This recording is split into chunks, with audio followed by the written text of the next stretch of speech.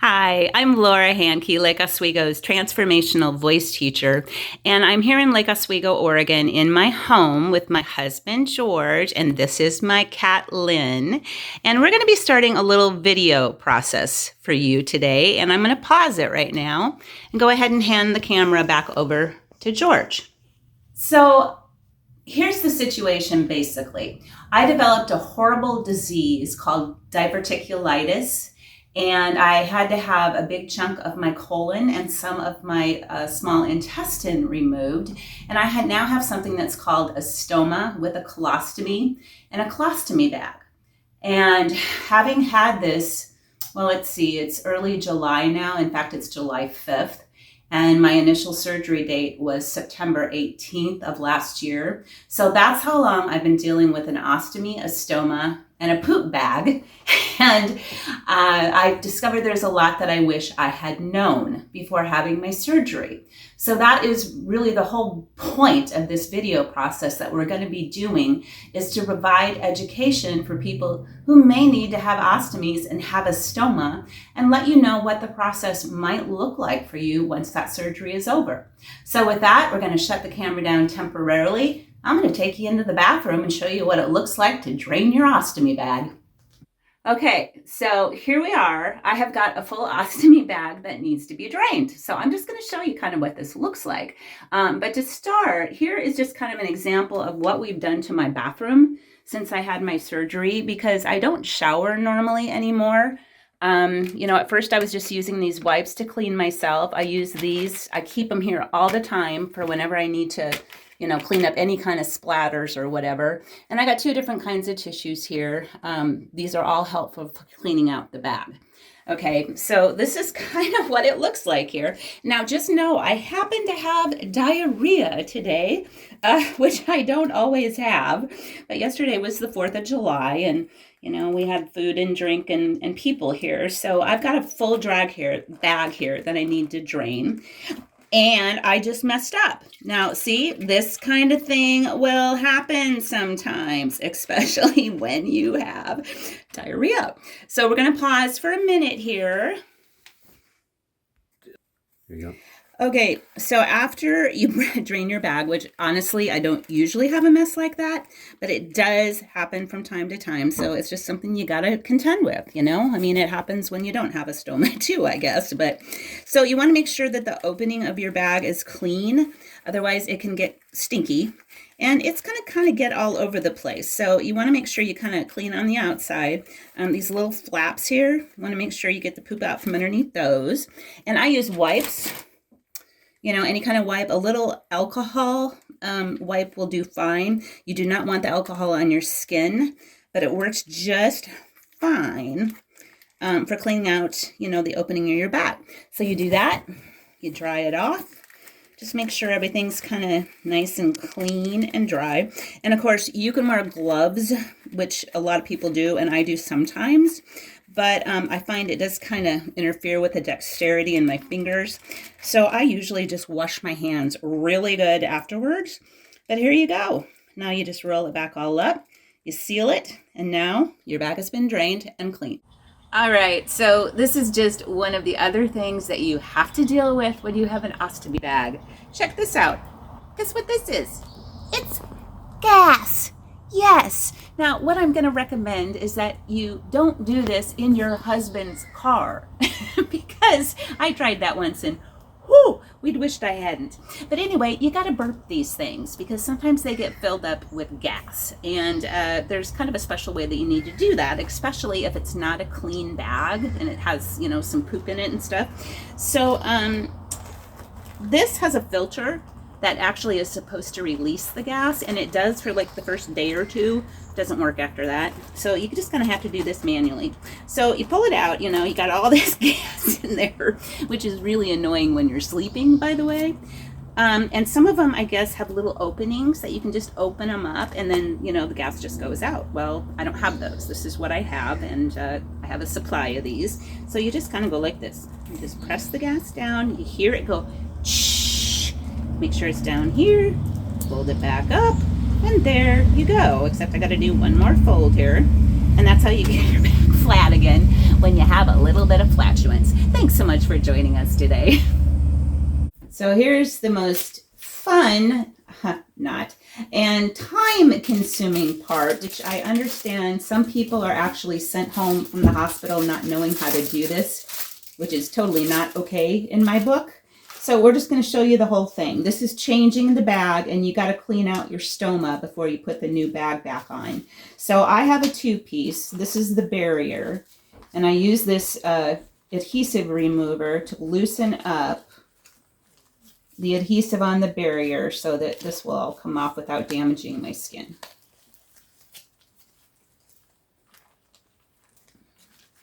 Meanwhile, my husband's doing some stuff. He's getting the new barrier ready. We'll show you that some other time, I guess. And he's getting out, you have a couple of options. There's stoma paste, which, yeah, George has got some of that. And yeah, that's what it looks like. But we're going to use a ring today because I happen to have a couple of those. And there's all kinds of different things that people have to do for their particular stoma and their particular skin. We'll get into all that later, but for now, I just kind of want you to see this is how this happens. Okay, so George, I'm going to be ready to take this off pretty soon. So whenever you're, I don't know how you're doing on the barrier over there. Are we getting closer? Oh, he's got the ring, so he's showing you what that ring looks like and how you kind of, this helps protect your skin. That's what all this is about. It helps prevent from leakage that can damage your skin and cause infection and all kinds of stuff. So he's doing that over here, getting the barrier ready, and I am going to, have you taken the back off? No, not yet. Okay. But he's got it out of the bag, so I'm going to go ahead because I got to get this cleaned up while he's doing that. And if you're alone, you know, this is stuff that you're going to have to figure out how to do on your own, or hopefully, you know, have some nursing help. That I'm just about, oh, whoa, a whole bunch came out. Yeah, we got a big mess here that I wasn't expecting. Yeah, big old mess. I think we're going to go ahead and shut the camera down for a bit now. And I'm going to pause it. Or pause it. Yep, that'll work. Here we go. All right. So yeah, I guess I must have outputted since I laid down here, which was really odd. Usually that doesn't happen, but you got to be prepared for anything. So it's not bad that it did. And I did have a little wound last week, or last time we changed this bag, that I took a picture of, and it looks like it's all healed up now because of the stoma powder and the barrier spray that I've been using. So we got this all cleaned up now, and now we're gonna kind of dry it off a little bit. Gotta put on my stoma powder, and could I have a paper towel, please? And I will grab just one of these, and I will grab this. So here's your stoma powder, which helps, again, protect your skin. So you kind of put that on and move it around a little bit like so. Make sure you got that all nice and protected. And then you put on the barrier spray. So I'll put that over here, and we just go like this. And it just forms a film, an adhesive. And you got to get this dried up before you put the new barrier on. So we're letting this dry here. It just kind of smells like glue. And I have to do this because the end of my stoma has a tendency to want to go that way. So I learned early on that I do like this. Oh, I don't do that yet. Oh, the ring's too big, way too big. Well, then we'll just get rid of it and put the tube on. Yeah, I'm not sure what we were thinking here. I didn't know that. Well, what we could have done was breaking it in pieces and just put it around here, so we could have done that. But it's too late. We threw it in the garbage with all the poop stuff. So now we'll just use paste instead. That's what the paste looks like. That's what the paste looks like. So we're going to go ahead and put this on. And sometimes you output while you're changing your bag. And if you do, you have a big mess. And if that happens to happen, you'll see what it looks like. But I don't think it will. So get that all down there. Now I got my, again, this is a 2-piece. There's all different kinds of options from different companies. This happens to be Hollister that I have been using because that's what they gave me in the hospital, and it has been working. So we just keep using it. And so maybe just make sure that this is all, it sounds a little bit like a Tupperware container, putting the lid on. We're checking to make sure that it's sealed all the way around. My husband checks that side, I check this side. And then we're going to want to close up the end of the bag. You know, I kind of try and loosen this up so it's open. Go ahead and just go like this. Your bag's all ready to go.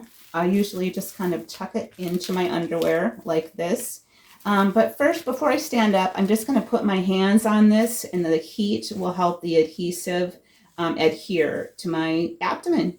And that's it. That's what a bag change looks like. Thanks so much for joining us for this segment today.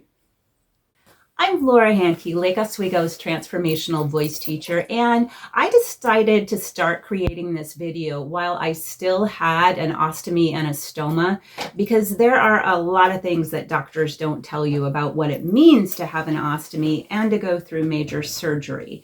I'm now 5.5 weeks out after having my ostomy takedown and reconnection surgery. And so I made a bunch of notes about all the things I wanted to remember, because there's a lot. So I'm going to be looking at my notes here. So this surgery that I just had, it's my third major surgery and one minor in less than 11 months. And what we are told about major surgery is really mainly how the physical level of the body will be impacted. But you know what? There's also mental, emotional, and spiritual levels which aren't so easily addressed, other than maybe the occasional visit from the hospital chaplain, right? And when you add an ostomy and you're no longer pooping like a normal person, well, that's kind of a whole different thing, on top of the fact that you just had major surgery. So for those of you who are about to go through major surgery, or maybe already have a stoma, hopefully you'll watch this video beforehand. That's my whole point. It will be helpful for you. Now I'm in a unique position because my stoma was temporary, and I knew that going in, you know, but the thing is, I was so sick with diverticulitis when I was first diagnosed and met with the surgeon. All of my energy was really going into just trying to stay alive. I wasn't able to be truly present and mentally clear enough to ask a lot of questions. I just needed for the pain to stop. So one of my first suggestions is that if you're as sick as I was, or in post-op recovery, that you ask someone you trust, or for someone you trust, if no one comes immediately to your mind, to do some research for you and to take you to your doctor's appointments and ask the right questions for you. So the information I'm covering in this video comes not just from my own experience, but from asking the people in my ostomy support group what they wish they would have known before having an ostomy. So that's my second suggestion. Before even having the surgery, find an ostomy support group. The United Ostomy Association Inc. website, which is ostomy.org, has a comprehensive list of local support groups. Some meet in person. That wasn't feasible for me. I wasn't driving after coming home from the hospital. So I joined an online group, and learning from the experience of those other ostomates, and also the ability to give and receive support, to give it too. I mean, it's really precious throughout this process, because no one can understand what it's like going through major surgery and then having a stoma unless you've gone through it themselves. And chances are your doctor hasn't gone through it themselves, so they're not going to know. Most of your medical staff is not going to know. So you know, before going into surgery, make sure that you join this local group. And I'm also going to suggest myself to hospitals and healthcare providers that patients see these videos before surgery. So if you have a chance to help me get the word out, please do so. Another thing, I was shocked to learn that some people are sent home from the hospital not even knowing how to change their hardware. You're pooping into a bag, for crying out loud. So, I mean, I can't even wrap my mind around that. So we created some footage of barrier and bag changing, and that'll be coming at a different point in this video. Now, I will say my experience from that ostomy support group was obviously way better than people in other hospitals. So I really don't feel like I have much to complain about. about, but there's still so much more I wish I would have known, along with the people in my support group. And those physical mechanics, just getting that hardware changed and knowing how to do it is a big part of it. Because until that is handled, you're not going to have any mental or emotional calm, no inner peace. So that's the first thing. Get that taken care of. Take advantage of your ostomy nurses. They're your best friends. They know the tricks of the trade. They're familiar with the different ostomy product companies like Hollister and Coloplast. Once you wake up from surgery and the bag starts filling with poop, whenever that happens, obviously it needs to be drained. Now, in the hospital, I drained it in bed into a container because there was still a lot of pain from the surgery itself, and it was really hard just to move around in bed. Now, once I got home and I began to heal, I started draining it right into the toilet, which you're going to see, and that's less cleanup.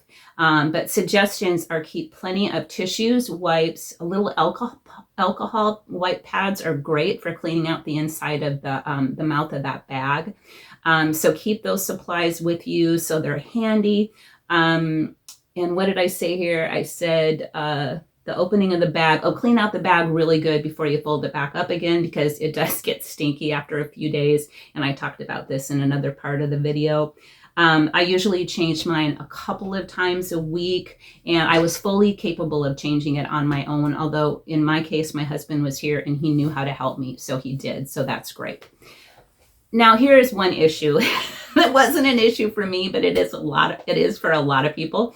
So if you have poop issues, and I'm not quite sure how to define or explain that maybe you've never changed a diaper or you just have trouble touching poop, anybody else's, especially your own, well, you're just going to have to get over that because it's part of the process. Either that or you're going to have to be able to afford to figure out how to, have somebody do absolutely everything for you. Medical gloves are great. I didn't happen to use them, but they're great. And just maybe to give you some comfort, and this might be a really bad analogy, but I'm also an actress. And not too long ago, I was assigned my first kissing scene in a play at the age of like 59. And I was not happy about it. I was really nervous about it. I'm married. I didn't want to do this. And I just had to get over it because it was part of the script. And this is just part of the same thing. You just got to get over it. If your stoma is temporary, like mine, it's not something you're going to have to deal with forever. But once you get used to it, it is no big deal, I assure you. Okay, now let's move on to leakage, because that is a really big deal and it wasn't properly explained to me. I thought leakage meant like the opening of the bag came loose and poop came out or something, which I suppose that can happen. But the concern is really more leakage underneath the hardware and against your skin, because that can cause horrible skin issues, infections, and things that you really don't want to have to deal with. So also it has happened to me that the hardware wasn't secured properly and poop oozed out from underneath the barrier, and I had to get myself all cleaned up and replace it again because I was home by myself at that time. Now, my particular stoma was small compared to a lot of people's, and my opening slanted down. So every stoma is going to be a little bit different. But for me, I needed my ostomy nurses to help figure out how to keep the stoma from wanting to poop down and not into the bag. Because it just kept wanting to go down. So we had to figure out that the hardware that I needed was a 2-piece with a concave bowl, a bowl-shaped device in the barrier. And then I had to pull up the skin around the stoma before we secured everything, and that kept the stoma up. So, I mean, everybody's going to have their own issues with their own particular stoma, but this is where you really want the help of your ostomy nurses. Now, when I did have leakage, and this happened a couple of times, I had a small open wound form close to the stoma.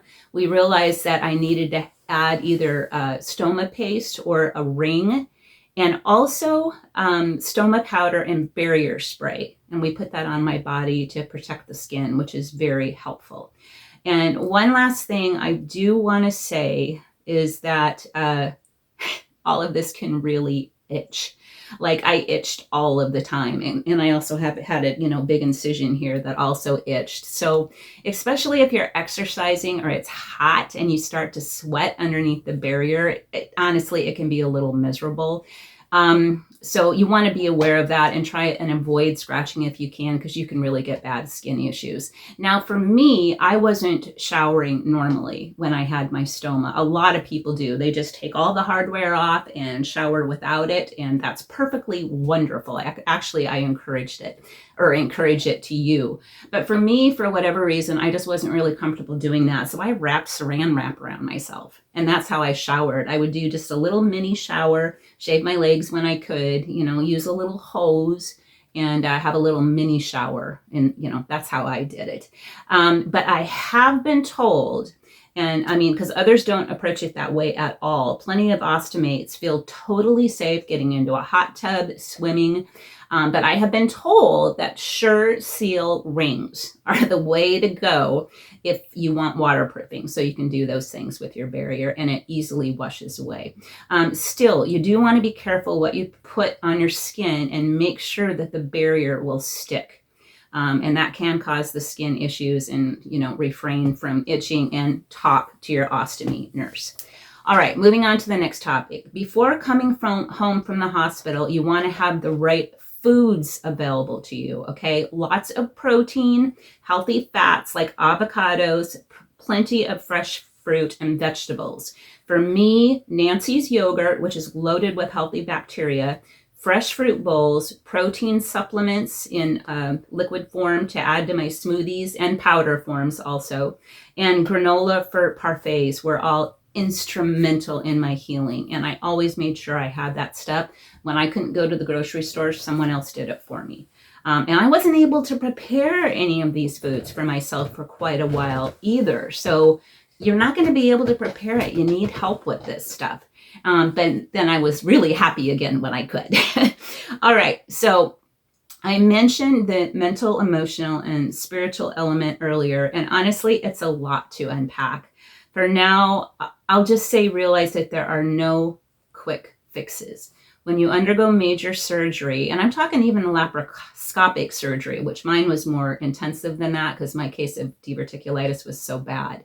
But if there's anything in you that says someone on your medical team is someone that you shouldn't trust, that you don't feel in alignment with, tell somebody. And change your medical providers. Do not accept care from someone that you feel in your gut isn't aligned with you on an energetic and consciousness level. So just keep that in mind.